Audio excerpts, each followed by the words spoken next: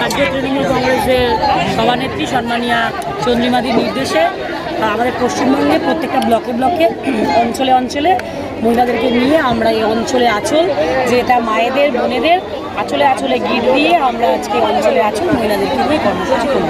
হঠাৎ কেন এই কর্মসূচি? দেখুন, তৃণমূল মহিলা কংগ্রেস কখনোই হঠাৎ কোনো কর্মসূচি রাখে না। এর আগেও আপনারা দেখেছেন আমরা দীক্ষা কর্মসূচি করলাম, তারপরে অপরাজিতা আমাদের যে আছে আমরা করলাম, সমস্ত কিছু আমরা করেছি।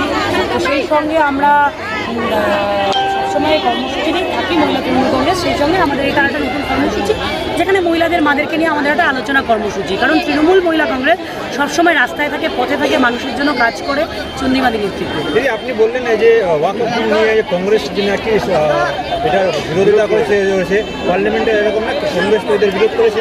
দেখুন, যদি মন থেকে বিরোধ করতো, আমার মনে হয় আজকে তারা রাস্তায় ঘাটে, মাঠে ঘাটে বা কোনো জায়গায় তাদেরকে স্লোগানে, মন্তব্যে, বক্তব্যে তাদের আমরা দেখতে পেতাম।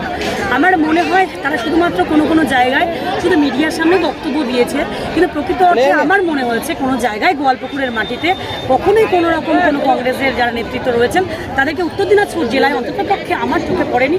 যদি আপনাদের চোখে পড়ে থাকে তাহলে আপনারা বলতে পারবেন। কি বলবেন দিদি আজকের এই কর্মসূচি নিয়ে? সর্বপ্রথমে আপনাদেরকে সবাইকে অসংখ্য ধন্যবাদ আজকে আমাদের এই প্রোগ্রাম কভার করার জন্য। আজকে আমরা অঞ্চলে আঁচলে এই প্রোগ্রাম মাননীয়া আমাদের অর্থমন্ত্রী এবং আমাদের রাজ্যের সভানেত্রী চন্দ্রিমাদির নির্দেশে এবং আমাদের ডিস্ট্রিক্ট প্রেসিডেন্ট চৈতালিদির নির্দেশে আজকে এই অঞ্চলে আঁচল প্রোগ্রাম, এই অঞ্চলে আঁচল প্রোগ্রামের উদ্দেশ্যে হচ্ছে আমাদের মাননীয় মুখ্যমন্ত্রীর যেসব প্রকল্প, জনমুখী প্রকল্প, সেই প্রকল্পগুলিকে মায়েদের সামনে তুলে ধরা।